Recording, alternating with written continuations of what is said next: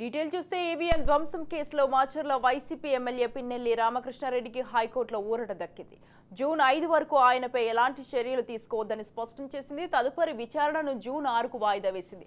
Palvai gate polling కేంద్రంలో EVM ధ్వంసం కేసులో ఈ ఎమ్మెల్యే A1 గా ఉన్నారు. ఇక పిన్నెల్లి కోసం పోలీసులు గాలిస్తుండగానే ఆయన హైకోర్టులో ముందస్తు బెయిల్ పిటిషన్ వేశారు. పిటిషన్పై విచారణ అనంతరం హైకోర్టు జూన్ 6 వరకు అరెస్టు చేయొద్దంటూ ఆదేశాలు జారీ చేసింది.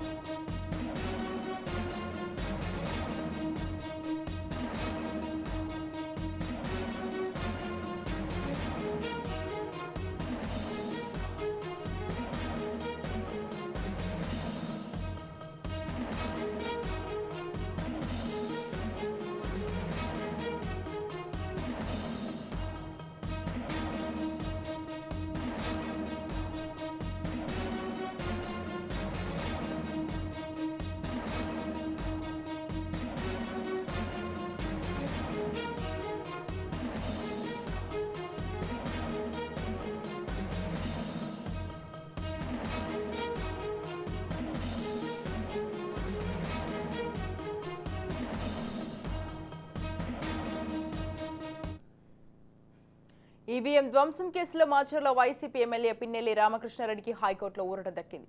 జూన్ 5 వరకు ఆయనపై ఎలాంటి చర్యలు తీసుకోవద్దనేది స్పష్టం చేయడం జరిగింది. ఇక తదుపరి విచారణను జూన్ 6కు వాయిదా వేయడం జరిగింది. రైట్ ఈ విషయంపై పూర్తి సమాచారాన్ని అందించడానికి మా ప్రతినిధి రమేష్ ఫోన్ లైన్ లో ఉన్నారు. రమేష్,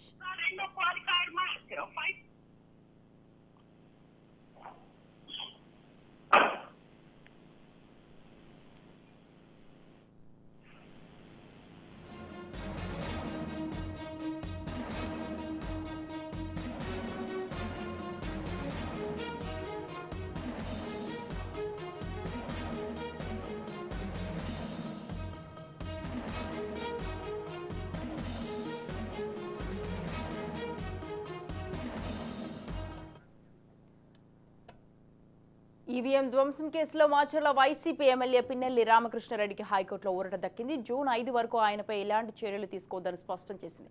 తదుపరి విచారణను జూన్ 6కు వాయిదా వేసింది. అలాగే పాల్వాయ్ గేట్ పోలింగ్ కేంద్రంలో ఈవీఎం ధ్వంసం కేసులో ఈ ఎమ్మెల్యే A1 గా ఉన్నారు. పిన్నెల్లి కోసం పోలీసులు గాలిస్తుండగానే ఆయన హైకోర్టులో ముందస్తు బెయిల్ పిటిషన్ వేశారు. పిటిషన్పై విచారణ అనంతరం హైకోర్టు జూన్ 6 వరకు అరెస్టు చేయొద్దంటూ ఆదేశాలు జారీ చేసింది. రైట్ ఈ విషయంపై పూర్తి సమాచారాన్ని మా ప్రతినిధి రమేష్ ఫోన్ లైన్ లో ఉన్నారు. రమేష్, స్వాతి, పిన్నెల్లి రామకృష్ణారెడ్డి మాచర్ల ఎమ్మెల్యేగా పోటీ చేసినటువంటి పిన్నెల్లి రామకృష్ణ తన సోదరులకు కూడా ఒక బిగ్ రిలీఫ్ అని చెప్పుకోవచ్చు. ఎందుకంటే మొన్న 3 రోజులుగా చూస్తున్నాం, ఒక హైడ్రామా కొనసాగినటువంటి పరిస్థితి కనపడుతుంది. ముందస్తు బెయిల్ పిటిషనటువంటి నేపథ్యంలో ఉదయం నుంచి కూడా ఒక ఉత్కంఠ నెలకొన్నటువంటి పరిస్థితి. ఆయనకి బెయిల్ వస్తుందా, అరెస్ట్ చేస్తారా అని పోలీసులు కూడా ఒక సవాలుగా మారినటువంటి నేపథ్యంలో ఎట్టకేళ్ళకి కూడా హైకోర్టు తీర్పిచ్చింది. ఏదైతే బెయిల్ పిటిషన్ పై విచారించినటువంటి న్యాయమూర్తి 5 వరకు కూడా ఆయన ఎలాంటి అరెస్టులు గాని ఎలాంటి అదుపులో తీసుకోవటాన్ని లేదంటే కూడా స్పష్టమైన వైఖరి అయితే వెల్లడించినటువంటి పరిస్థితి కనపడుతుంది. ఏదైతే మరి ఈ తీర్పులో కూడా కొంత న్యాయపరంగా వచ్చిందని చెప్పుకోవచ్చు. ఎందుకంటే 4వ తారీఖు ఎన్నికల ఫలితాలు ఉన్నటువంటి నేపథ్యంలో ఈ తీర్పు అందరు అభ్యర్థులకు కూడా వర్తిస్తుంటూ కూడా న్యాయమూర్తి స్పష్టం చేశారు. మరి ఇప్పటికే అటు గోపిరెడ్డి శ్రీనివాస్ రెడ్డి కూడా బెయిల్ పిటిషన్ వేసుకున్నారు. అదేవిధంగా తాడ్పర్తికి సంబంధించి, అనంతపురం సంబంధించినటువంటి జేసీకి సంబంధించినటువంటి బ్రదర్స్ సంబంధించి కూడా అక్కడ పిటిషన్ వేసినటువంటి దాదాపు 10 పిటిషన్లు హైకోర్టులో ఉన్నటువంటి నేపథ్యంలో ఈ తీర్పు అందరికీ వర్తిస్తుంటూ కూడా న్యాయమూర్తి స్పష్టమైన ఆదేశాలు అయితే జారీ చేశారు.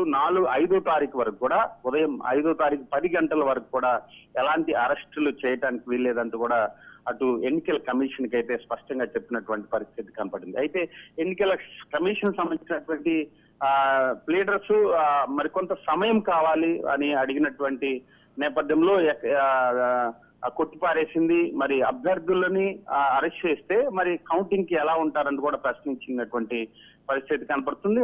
5 తర్వాత మళ్ళీ దీనికి విచారణ చేసేటువంటి అవకాశం ఉంది. మళ్ళీ వీరు వేసుకున్నటువంటి ఇరు లాయర్ల వాదనలు విన్న తర్వాత మరోసారి దీనిపైన ఒక తీర్పు ఇచ్చేటువంటి అవకాశం కనబడుతుంది. ఏదేమైనా పిన్నెల్లి రామకృష్ణారెడ్డితో పాటు సోదరులు, అదేవిధంగా అభ్యర్థులు రాష్ట్రంలో ఎవరైతే కోర్టుకు సంబంధించినటువంటి పిటిషన్లు వేసుకున్నారో వారందరికి కూడా ఒక రిలీఫ్ అయితే వచ్చినట్టు కనిపిస్తుంది. అయితే ఇప్పటికే పల్నాడు అటు అనంతపురం 144 సెక్షన్ అమల్లో ఉన్నటువంటి నేపథ్యంలో ఖచ్చితంగా కౌంటింగ్ వరకు కూడా పోలీసులు అప్రమత్తంగానే ఉన్నారు. ఎలాంటి అవాంఛనీయ సంఘటనలు జరగకుండా కూడా ముందస్తు జాగ్రత్తలు అయితే తీసుకుంటున్నటువంటి పరిస్థితి కనపడుతుంది. Swathi. Right, thank you Ramesh, thanks for the details.